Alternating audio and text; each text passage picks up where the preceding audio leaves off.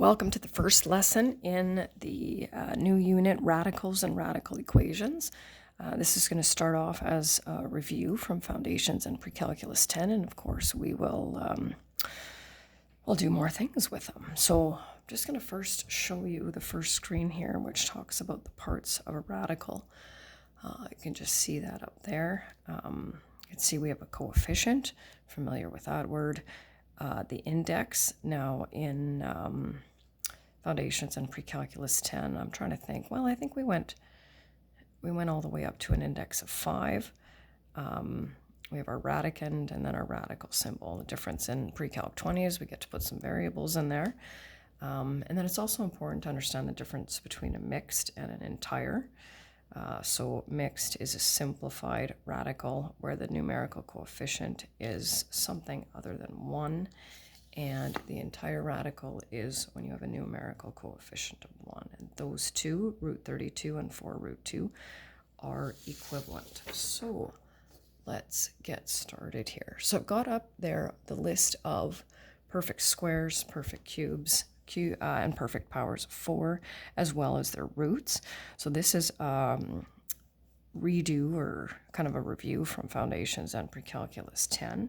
I do have the steps over on the side. The steps are very lengthy word-wise, so I'm just not going to read them to you, but if you find them helpful, of course, they're there. So first step is always trying to figure out if the radicand is a perfect anything. And we can't find it on the list because I didn't go far enough, but it is, right? And so, of course, we take our calculator, or if we know it, right, square root of 144 is 12, and 4 times 12 is 48. That's it. So obviously this is a rational number. It's not a radical at all. Next one. Okay, definitely not a perfect square. So what we need to do is we need to break it down into the largest perfect square that divides evenly into 128, and then what's left over. And that would be 64. And don't forget the radical symbol. Okay, the first one that we write is always a perfect something. So we take that square root, right? And that's what we're left with. So this is our simplified version of this. And so if you want to check that, if you take the square root of 128 on your calculator and look at the decimal, excuse me, equivalent, you will find that it's the same as 8 root 2. I would do that for you, except I don't have a calculator with me. Bring down this numerical coefficient, and we need to deal with the cube root, so we need to look at the perfect cubes. Cube root of 125 is the largest that divides evenly into that, and we're left with a cube root of 4, and I just realized you can't see that, so I'll just move over. You can see the steps right there. So I'm not super picky as to number of steps, so this one I don't need. I like to show it, but it's optional. Cube root of 125 is 5. And multiply these together, and same thing, right? So they'll be decimal equivalents. The other part to check it is just to make sure there isn't another perfect cube that divides evenly into that. So that's a quick review from the 10. Now, of course, we can add some variables. Not that complicated. We're going to do the same process. We're going to, first of all, look to see if it's a perfect square, which it is because the exponents are even. So the square root of c to the power of 6 is c cubed, right? Because multiplying powers with the same base, we add the exponent, and the square root of that is d to the 4. And so what does that mean? C cubed d4 times c cubed d4 equals c6 to the power of 6d to the power of 8.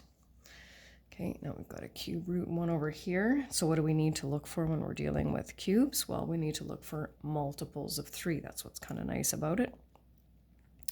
So we're going to look for multiples of 3 here. So we're going to pull out the perfect cube. So we're going to take all of those x's out. We don't have 3 here, right? And then what's the largest multiple that we can take out of that would be 6. Okay, what's left? Well, we took away all the x's. We still have the y, and how many z's do we have left? Just one, right? So the cube root of x cubed is x. The cube root of z to the power of 6 is z squared. And we're left with that, which I realize looks a little interesting, but there it is.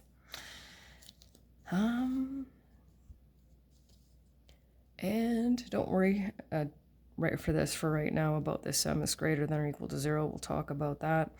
So 18 is not a perfect cube, neither is m to the 5th. So we're going to pull out the perfect cube. The largest number that divides evenly into 18 is 9. Now we're looking for even exponents, right? So the largest one I can pull out is the 4. What's left? 2m. Cube root of 9 is 3. Cube root of m to the 4 is m squared. 2m. And like I said, here's the lengthy English version of the steps, which I don't think most students need those. It's just, but there they are. And then this is once again a repeat as well. So now we're converting back. So basically we're kind of taking, I'm giving you this as the question, and you need to give me this as the answer. So the funny part is the step is going to be the exact same. It's just we're working backwards. So how do we do that? Okay, well, we take our numerical coefficient and whatever the index is, right? In this case, we'll square it. Make sure to put that root 49 there, not 49, not the same thing. And of course, we're multiplying that. And 49 times 2 is 98. So if I gave you root 98 and asked you to simplify it, you would give me this step and this step. 3 to the power of 3. That's kind of what I like about this. It's right there for you, right? Don't forget your index. 27 times cube root of 4 is cube root of 108. Oh, I shouldn't have done that. I'm going to run out of room here. So now we've got to raise both parts to the power of 4.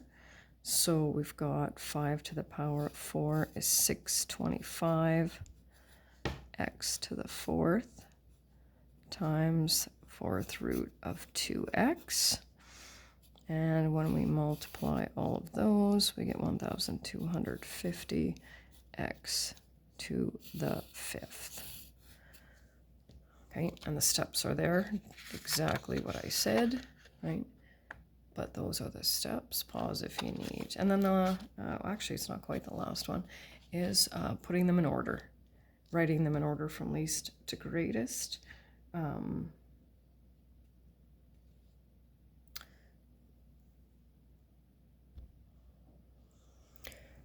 So we're on to the ordering radicals, and I'm actually at home with this one, and I cannot find a scientific calculator, so I'm going to do this one just a little bit differently, because I don't have any way to actually figure that out. So what I would recommend for this is I would recommend converting these to decimals. So you just type in your calculator 3 root 3, and I would write them to 2 decimal places. That's my recommendation, because you might find you get 2 4.1s or something, right? And just write them underneath or over top, and then just put them in order. I do have the order, I just don't have the decimal equivalents with me. So the correct order from least to greatest is 4th root of 25, cube root of 15, root 23, and 3 root 3. Whoops, 3 root 3. And the last one is adding and subtracting. We actually will be doing all 4 operations, so that includes multiplication, division, just not in this lesson. Nothing too complicated. So what I like to do is I like to just go back to Math 9 for sure, right? I gave you 2x's plus 3x's plus 5x's. How many would you have? Well, you would count, right? You would add the 2 and the 3 and the 5 to get 10x, right? No different with radicals. We can add like radicals. They have to have the same radicand. So You can see here we have all root 6s. So if we have two root 6s, right, and then another 3, and then another 5, unsurprisingly, we have 10 root 6, right?